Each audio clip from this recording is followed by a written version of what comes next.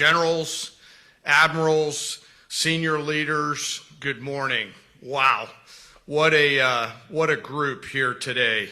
I will tell you that our enemies are terrified right now that we are all in the same room, and that is a true statement. Welcome everyone to Marine Corps Base Quantico and the first ever Key Leaders All Call. To the Commandant and all of the Marines that have made this event possible, thank you.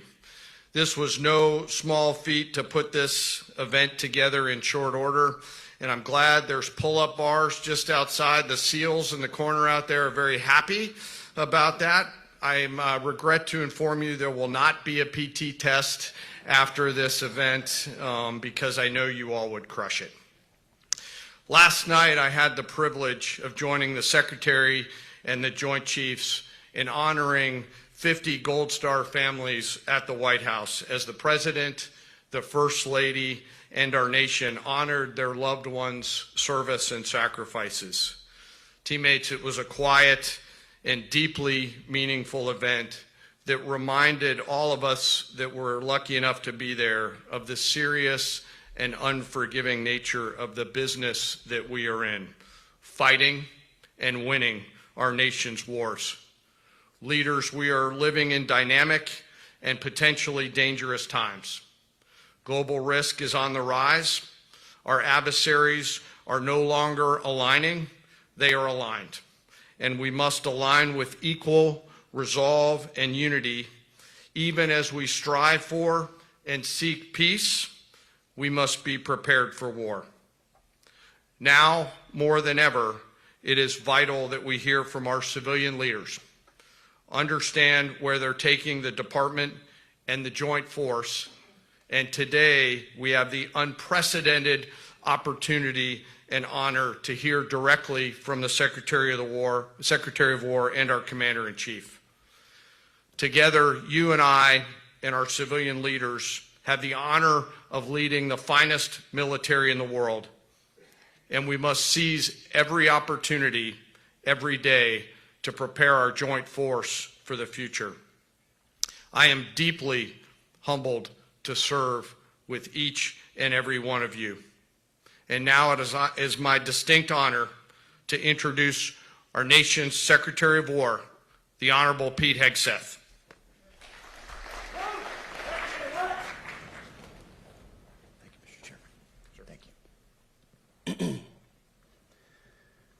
Please take your seats.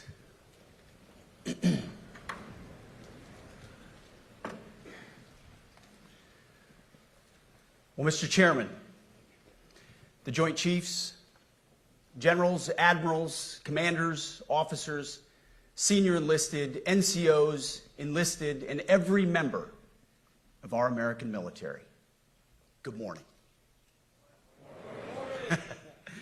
Good morning and welcome to the War Department, because the era of the Department of Defense is over.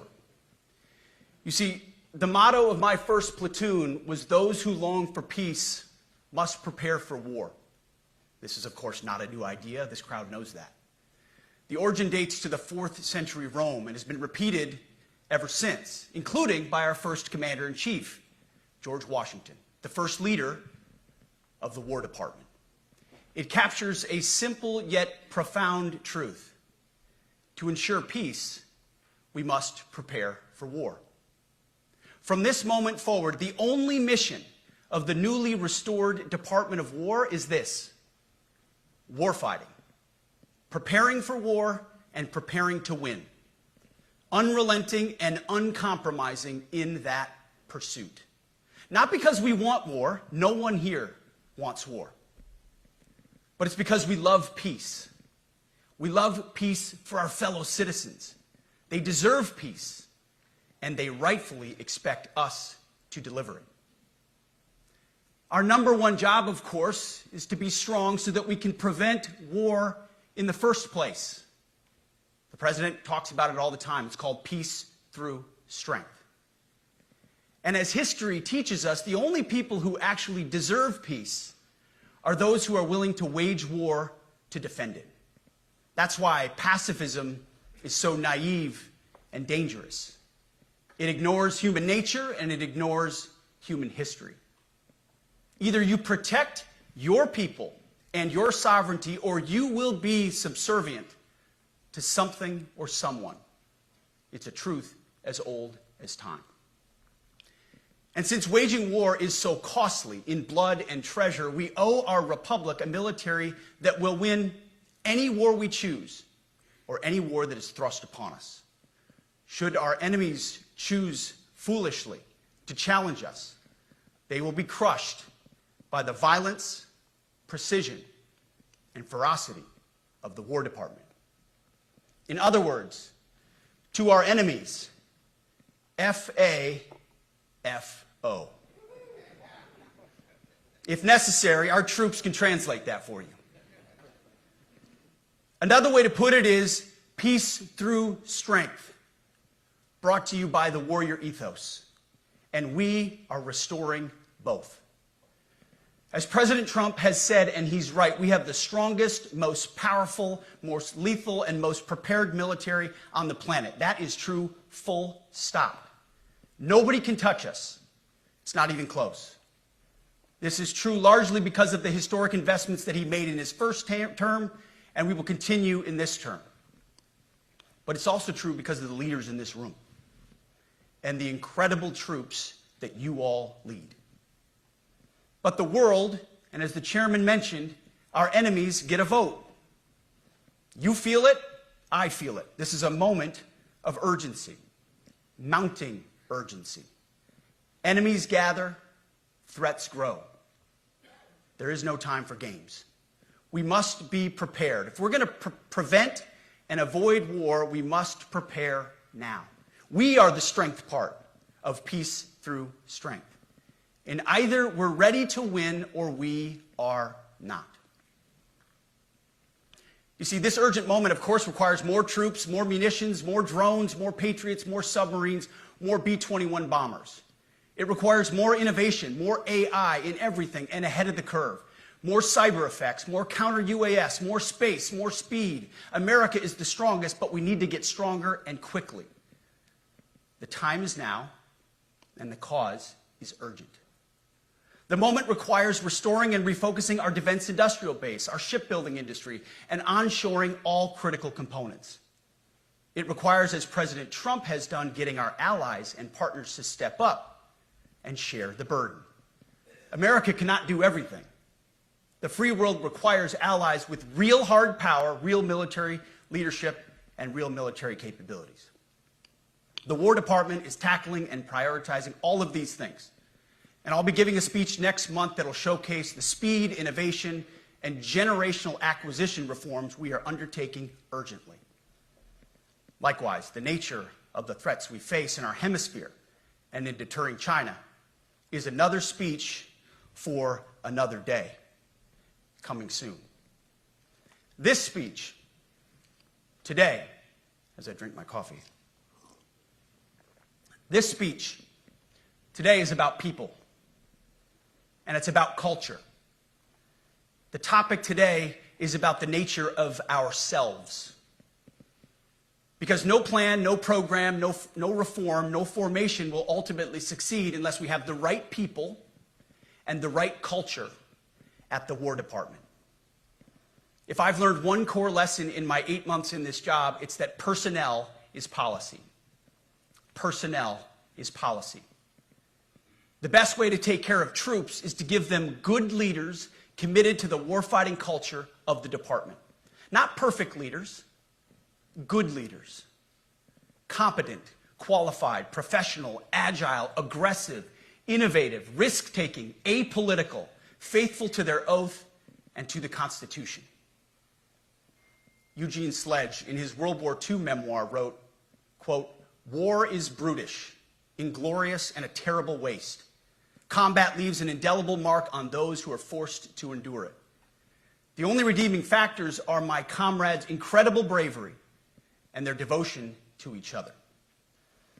In combat, there are thousands of variables, as I learned in Iraq and Afghanistan, and as so many of you did in so many more places.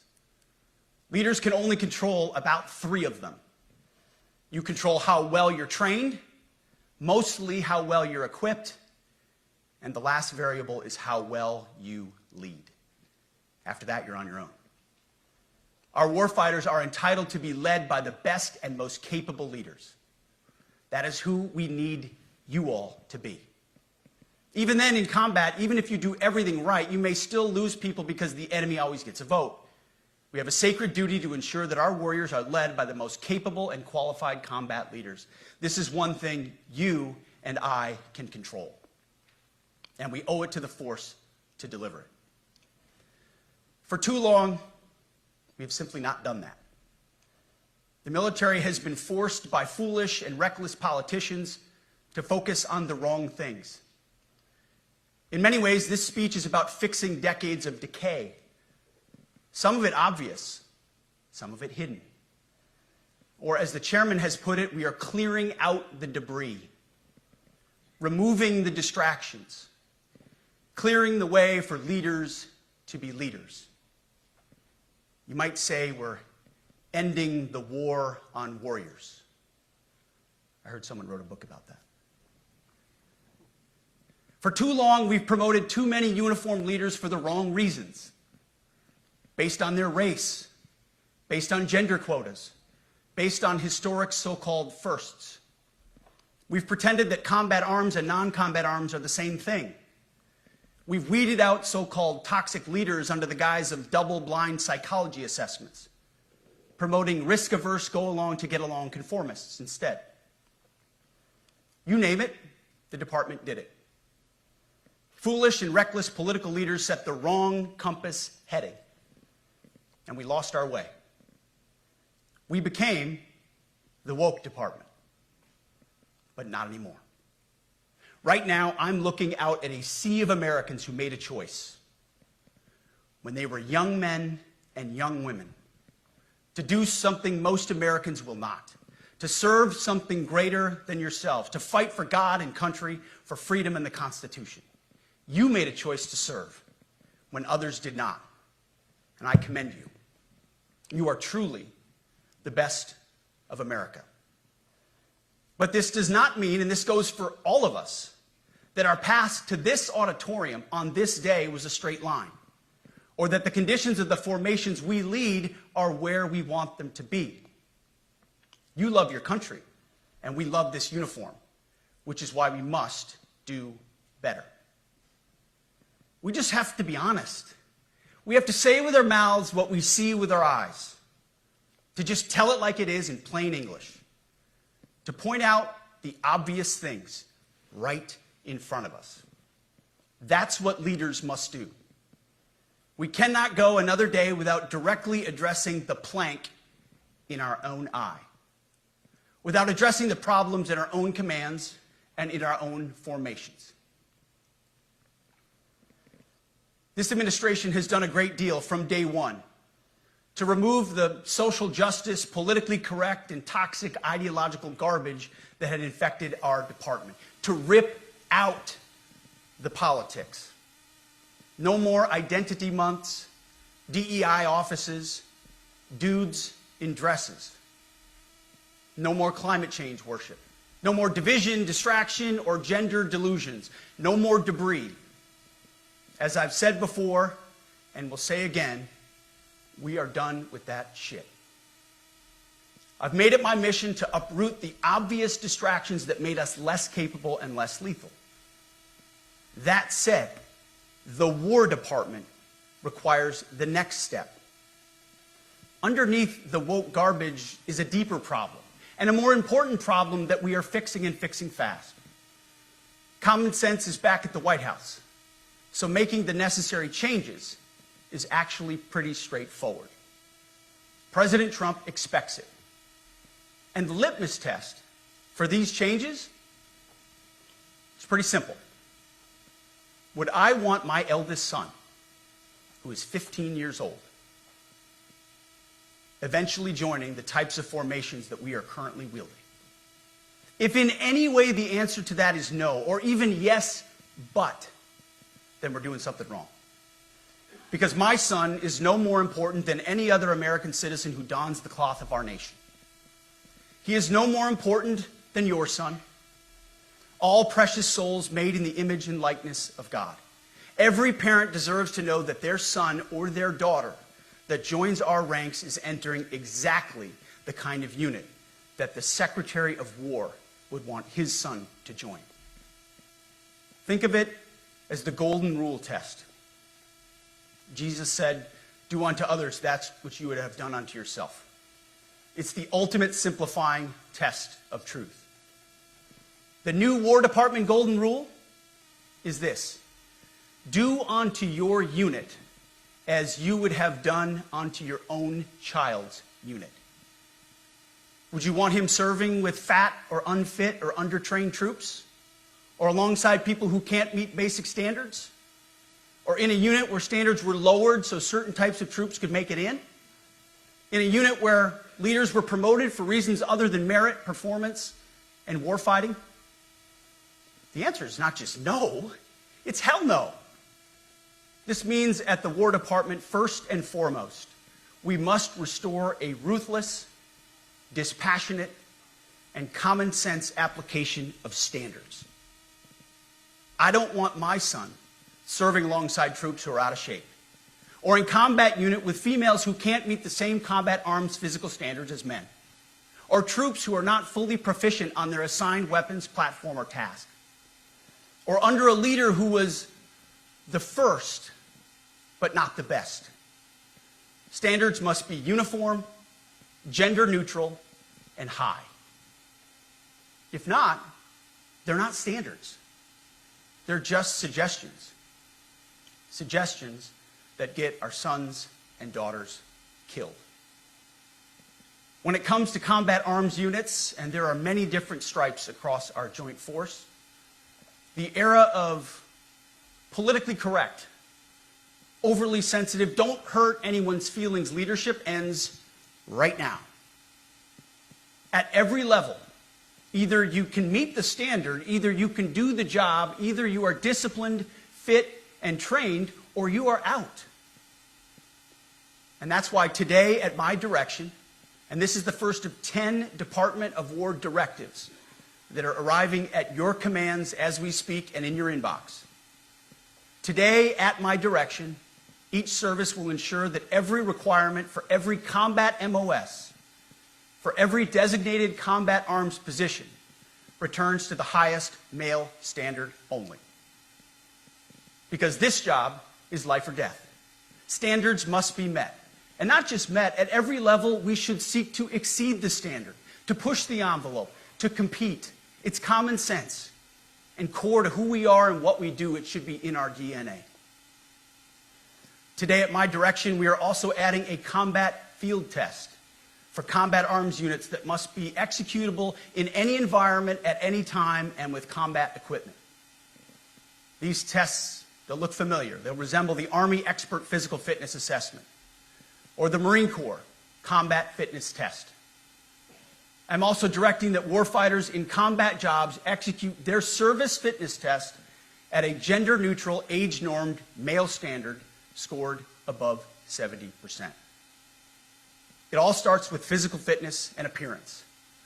If the Secretary of War can do regular, hard PT, so can every member of our joint force.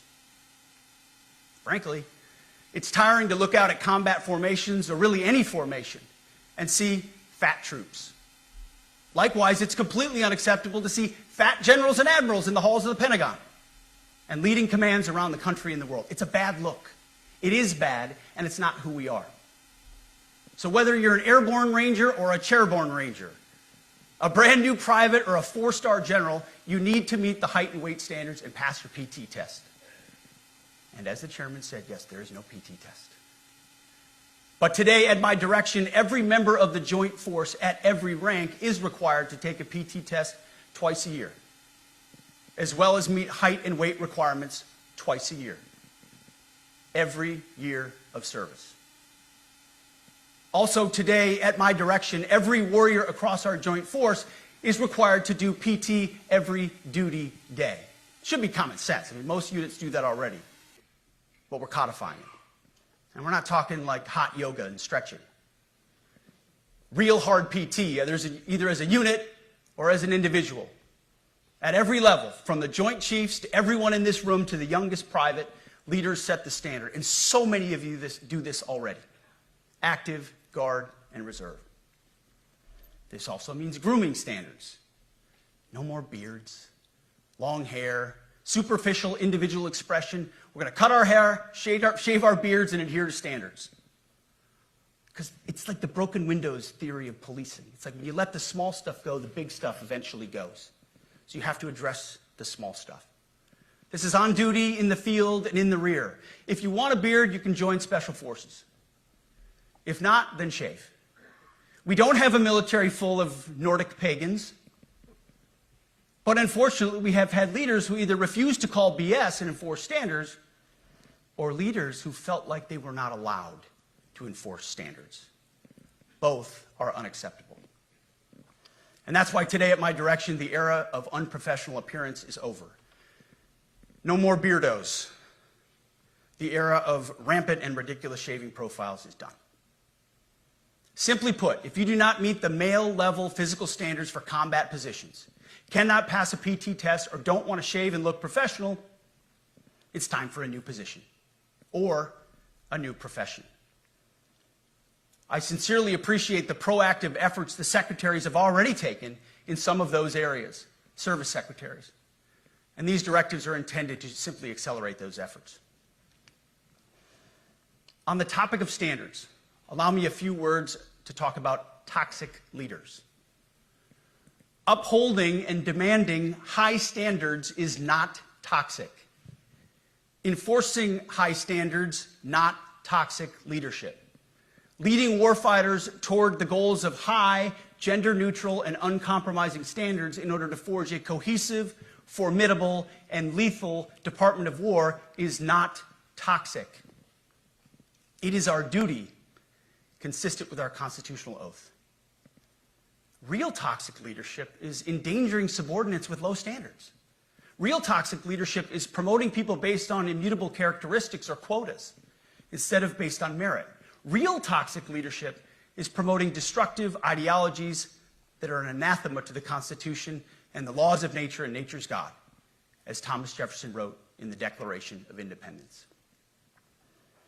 The definition of toxic has been turned upside down, and we're correcting that. That's why today, at my direction, we're undertaking a full review of the department's definitions of so-called toxic leadership, bullying, and hazing, to empower leaders to enforce standards without fear of retribution or second-guessing. Of course, you can't do like nasty bullying and hazing. We're talking about words like bullying and hazing and toxic. They've been weaponized and bastardized inside our formations, undercutting commanders and NCOs. No more. Setting, achieving, and maintaining high standards is what you all do. And if that makes me toxic, then so be it. Second, today at our direction, we're ensuring that every service, every unit, every schoolhouse, and every form of professional military education conduct an immediate review of their standards. Now, we've done this in many places already, but today it goes across the entire Department of War. Any place where tried and true physical standards were altered, especially since 2015 when combat arms standards were changed to ensure females could qualify, must be returned to their original standard. Other standards have been manipulated to hit racial quotas as well, which is just as unacceptable. This too must end. Merit only. The president talks about it all the time, merit-based. Here are two basic frameworks I urge you to pursue in this process. Standards I call, my staff's heard all about them, the 1990 test and the E6 test. The 1990s test is simple. What were the military standards in 1990? And if they have changed, tell me why. Was it a necessary change based on the evolving landscape of combat? Or was the change due to a softening, weakening, or gender-based pursuit of other priorities? 1990s seems to be as good a place to start as any. And the E6 test. Ask yourself, does what you're doing make the leadership accountability, and lethality efforts of an E6, or frankly an O3, does it make it easier or more complicated? Does the change empower staff sergeants, petty officers, and tech sergeants to get back to basics? The answer should be a resounding yes. The E6 test, or O3 test, clarifies a lot, and it clarifies quickly. Because war does not care if you're a man or a woman. Neither does the enemy. Nor does the weight of your rucksack, the size of an artillery round, or the body weight of a casualty on the battlefield who must be carried. This, and I want to be very clear about this, this is not about preventing women from serving. We very much value the impact of female troops. Our female officers and NCOs are the absolute best in the world. But when it comes to any job that requires physical power to perform in combat, those physical standards must be high and gender neutral. If women can make it, excellent. If not, it is what it is. If that means no women qualify for some combat jobs, so be it.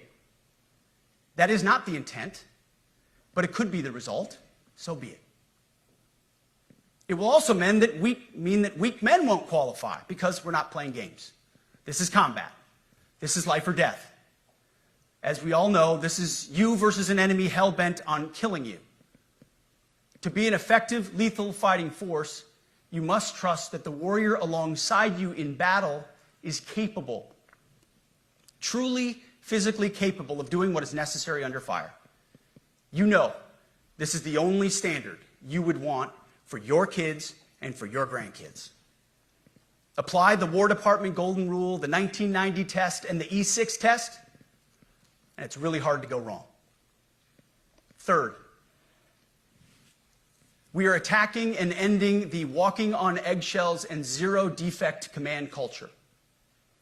A risk-averse culture means officers execute not to lose instead of to win. A risk-averse culture means NCOs are not empowered to enforce standards.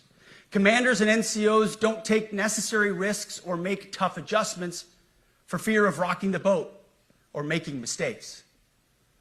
A blemish-free record is what peacetime leaders covet the most, which is the worst of all incentives.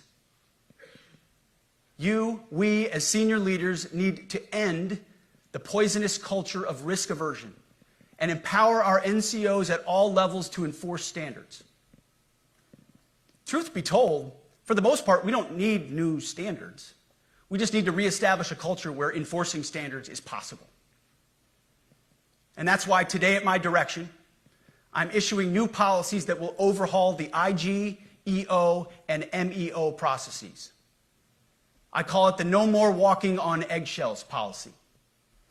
We are liberating commanders and NCOs. We are liberating you. We are overhauling an Inspector General process, the IG, that has been weaponized, putting complainers, ideologues, and poor performers in the driver's seat.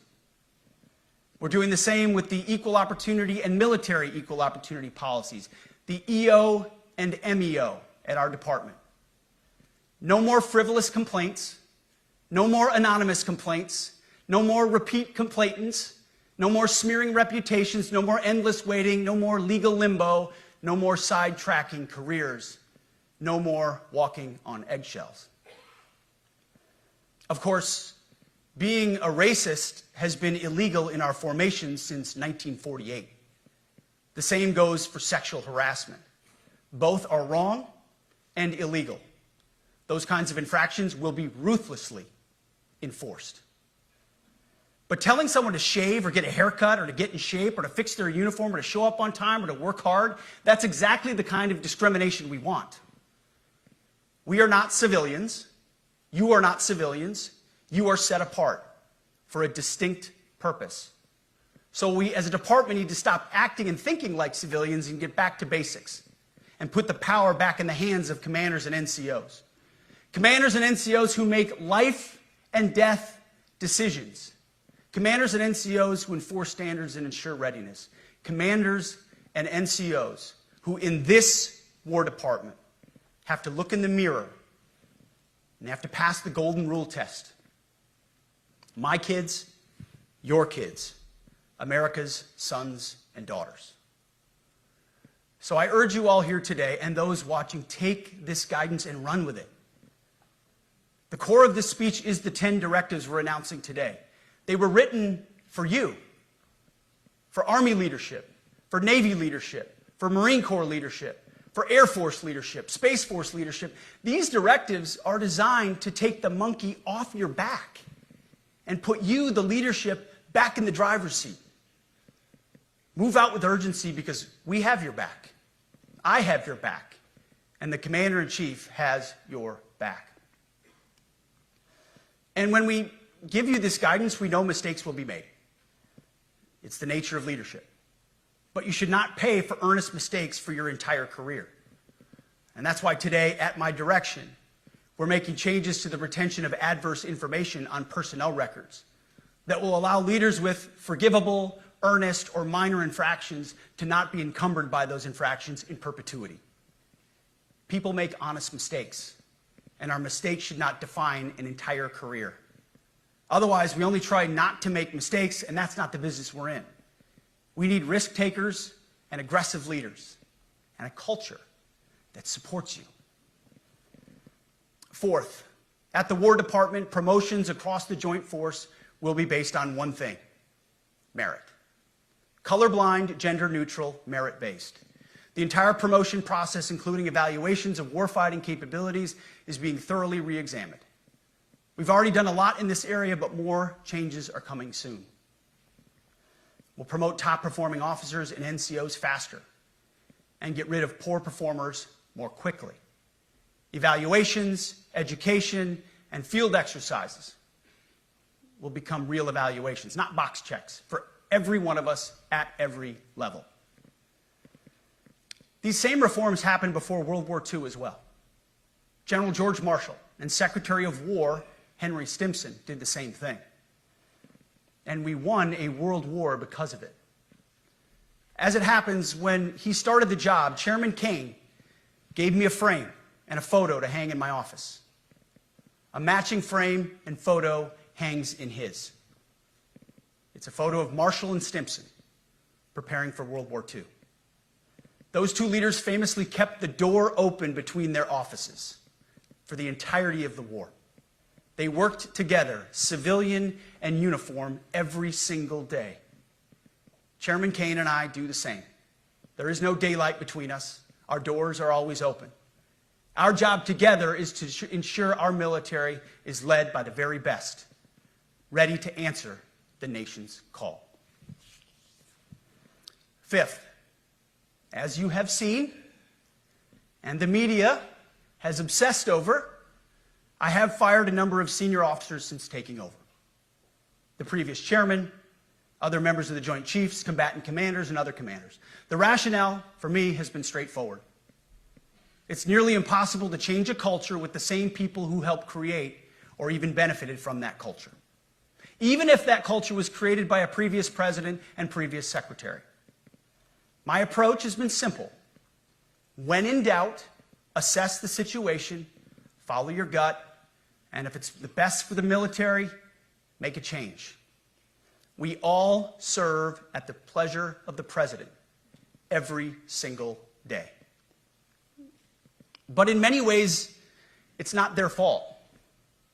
It's not your fault. As foolish and reckless as the woke department was, those officers were following elected political leadership. An entire generation of generals and admirals were told that they must parrot the insane fallacy that, quote, our diversity is our strength. Of course, we know our unity is our strength. They had to put out dizzying DEI and LGBTQI+ statements. They were told females and males are the same thing, or that males who think they're females are totally normal. They were told that we need a green fleet and electric tanks. They were told to kick out Americans who refuse an emergency vaccine. They followed civilian policies set by foolish and reckless political leaders. Our job, my job, has been to determine which leaders simply did what they must to answer the prerogatives of civilian leadership, and which leaders are truly invested in the woke department, and therefore incapable of embracing the War Department and executing new lawful orders. That's it. It's that simple. So for the past 8 months, we've gotten a good look under the hood of our officer corps. We've done our best to thoroughly assess the human terrain. We've had to make trade-offs and some difficult decisions. It's more of an art than a science. We have been and will continue to be judicious, but also expeditious. The new compass heading is clear. Out with the Shirellis, the Mackenzies, and the Millies, and in with the Stockdales, the Schwarzkopfs, and the Pattons. More leadership changes will be made, of that I'm certain. Not because we want to, but because we must. Once again, this is life and death. The sooner we have the right people, the sooner we can advance the right policies. Personnel is policy. But I look out at this group, and I see great Americans. Leaders who have given decades to our great republic, at great sacrifice to yourselves and to your families. But if the words I'm speaking today are making your heart sink, then you should do the honorable thing and resign. We would thank you for your service. But I suspect, I know, the overwhelming majority of you feel the opposite. These words make your hearts full. You love the War Department because you love what you do, the profession of arms. You are hereby liberated to be an apolitical, hard-charging, no-nonsense, constitutional leader that you joined the military to be. We need you locked in on the M, not the D, the E, or the I, not the DEI or the DIE of dime. By that I mean the M, military, of the instruments of national power. We have entire departments across the government dedicated to diplomatic, informational, and economic lines of effort. We do the M. Nobody else does. And our GOFOs need to master it in every domain and every scenario. No more distractions, no more political ideologies, no more debris. Now, of course, we're going to disagree at times. We would not be Americans if we didn't. Being a leader in a large organization like ours means having frank conversations and differences of opinion. You will win some arguments, and you will lose some arguments. But when civilian leaders issue lawful orders, we execute. We are professionals in the profession of arms. Our entire constitutional system is predicated upon this understanding. Now, seems like a small thing, but it's not. This includes as well the behavior of our troops online. To that end, I want to thank and recognize the services for their new proactive social media policies. Use them. Anonymous, online, or keyboard complaining is not worthy of a warrior.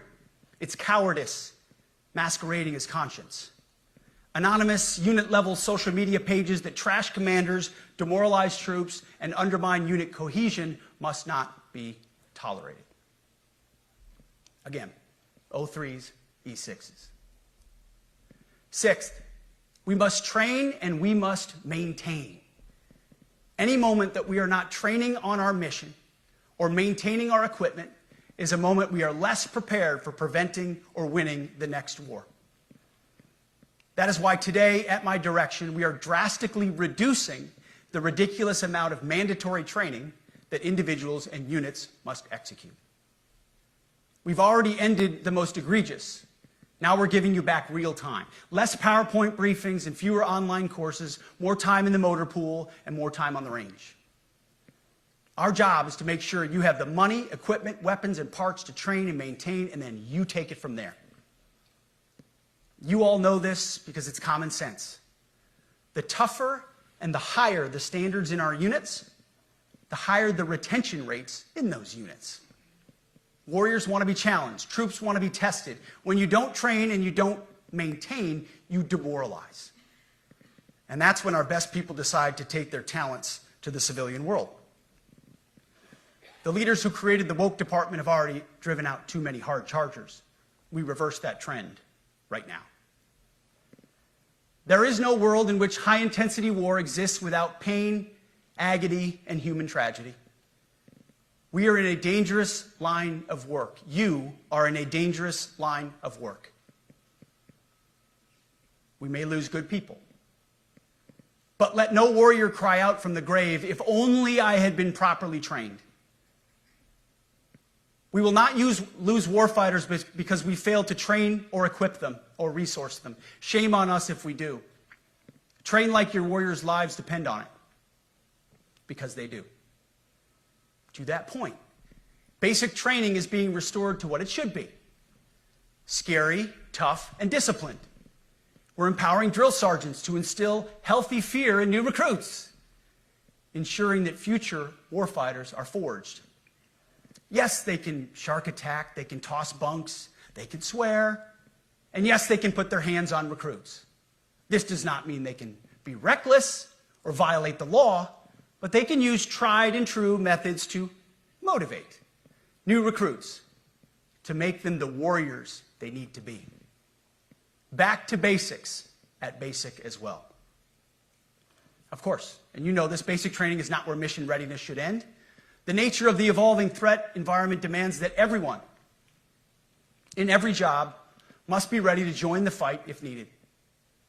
A core credo of the Marine Corps is every Marine a rifleman. It means that everyone, regardless of MOS, is proficient enough to engage an enemy threat at sea, in the air, or in a so-called rear area. We need to ensure that every member of our uniformed military maintains baseline proficiency in basic combat skills, especially because the next war, like the last, will likely not have a rear area.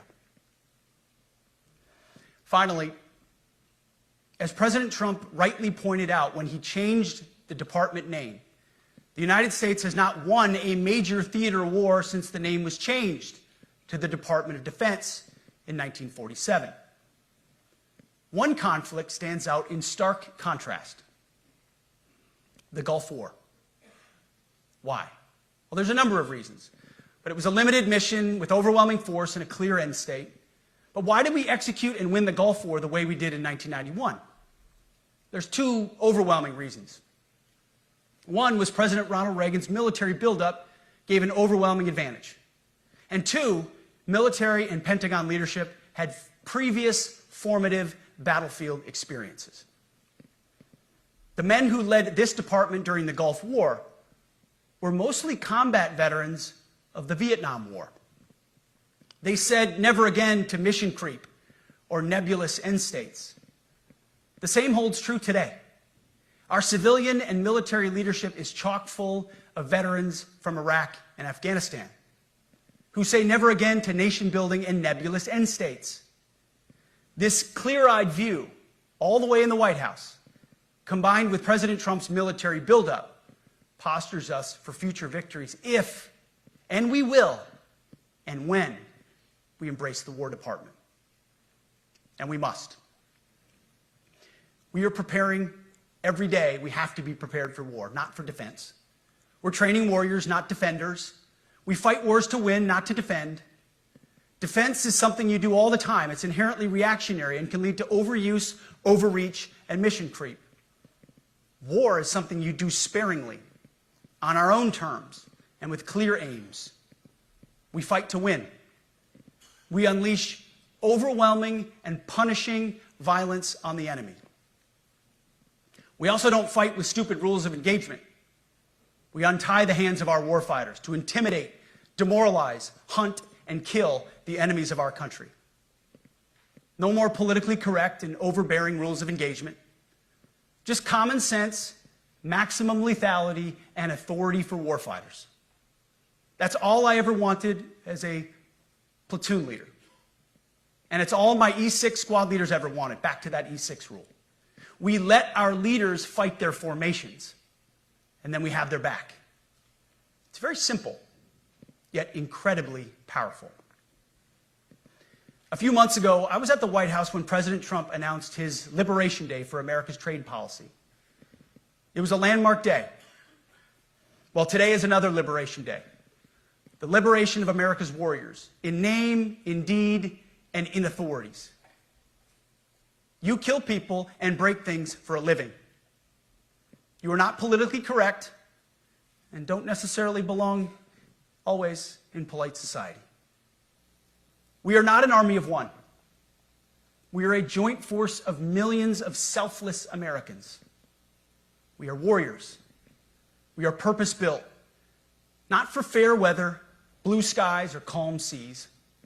We were built to load up in the back of helicopters, 5 tons, or Zodiacs, in the dead of night, in fair weather or foul, to go to dangerous places, to find those who would do our nation harm, and deliver justice on behalf of the American people in close and brutal combat if necessary. You are different. We fight not because we hate what's in front of us. We fight because we love what's behind us. You see, the Ivy League faculty lounges will never understand us, and that's okay, because they could never do what you do. The media will mischaracterize us, and that's okay, because deep down they know the reason they can do what they do is you. In this profession, you feel comfortable inside the violence so that our citizens can live peacefully. Lethality is our calling card, and victory our only acceptable end state. In closing, a few weeks ago, at our monthly Pentagon Christian prayer service, I recited a commander's prayer. It's a simple yet meaningful prayer for wisdom for commanders and leaders. I encourage you to look it up if you've never seen it. But the prayer, it ends like this. And most of all, Lord, please keep my soldiers safe. Lead them, guide them, protect them, watch over them. And as you gave all of yourself for me, help me give all of myself for them. And amen. I have prayed this prayer many times since I've had the privilege of being your secretary. And I will continue to pray this prayer for each of you as you command and lead our nation's finest. Go forth and do good things, hard things. President Trump has your back, and so do I. And you'll hear from him shortly. Move out and draw fire, because we are the War Department. Godspeed.